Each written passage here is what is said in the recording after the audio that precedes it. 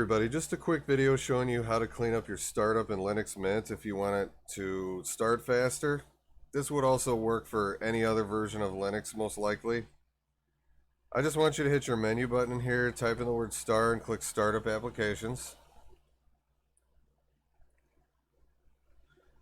I'm just going to show you what I did, but you may not want to uncheck all of these. I unchecked the Mint welcome box because that's just not necessary. I also unchecked System Reports and Update Manager.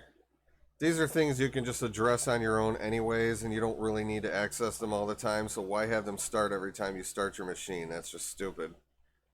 Anyway, I noticed since I unchecked these boxes that my machine's actually been starting up just a tad faster. It's not a huge difference, but it's enough it actually feels like a real startup now without loading a bunch of unnecessary stuff. Anyway, that's all this video is, just a quick one. Thanks again for watching, and I'll see you in the next one.